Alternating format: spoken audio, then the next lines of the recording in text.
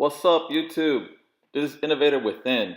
In today's video, I'm going to install a home alarm keypad and mount it to the wall and run the wires inside the wall. But there is a challenge. We decided to mount the alarm keypad here, next to the entrance. But as you can see, there is no outlet on this wall. There's an outlet here and also in the other wall behind this bench.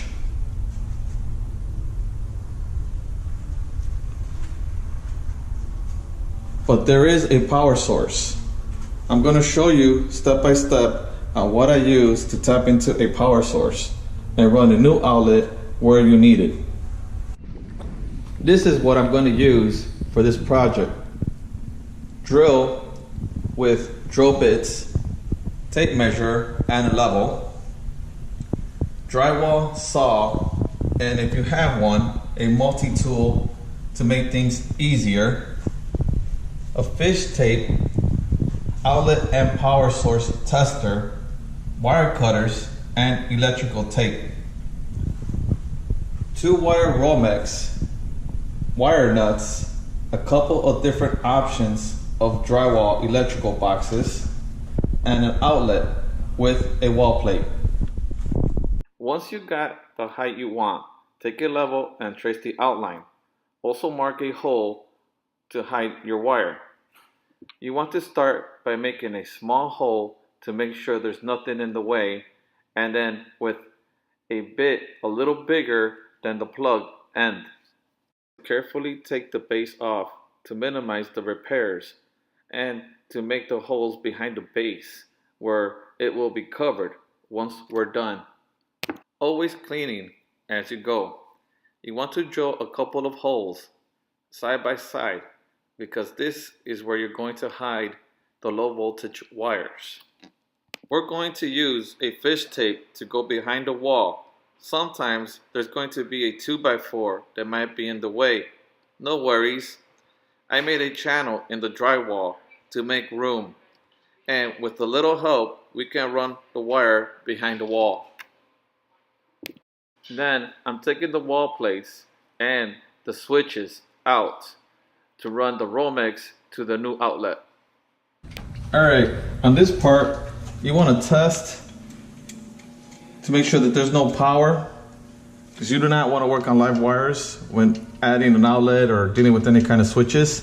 So what you have to do is you have to find your circuit breaker, and if it's labeled, then you're good.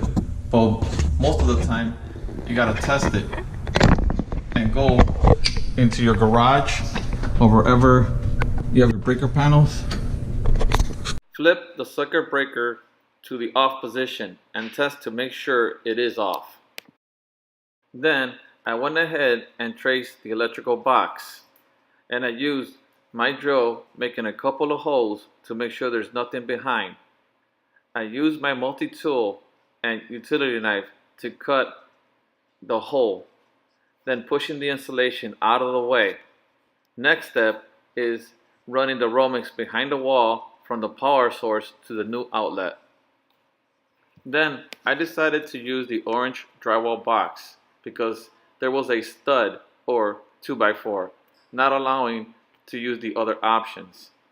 Wiring an outlet is pretty easy. White goes to the metal screw, which is neutral. The bare wire goes to the green, which is ground. And the last is black, which goes to the brass screw. Then I taped around the screws for safety, and I pushed it in place and screwed it in, and then the wall plate. For this part, I went ahead and did my connections, put the switches and the wall plates back. If you don't feel comfortable with high wire, you can hire an electrician to do it for you. My beautiful wife is going to demonstrate while I record. Then I went ahead and ran the low voltage wire behind the base and up to the outlet. I plugged it in. I hope this video has given you ideas on how to run wires behind the finished walls. Thank you for watching. Don't forget to like, share, and subscribe.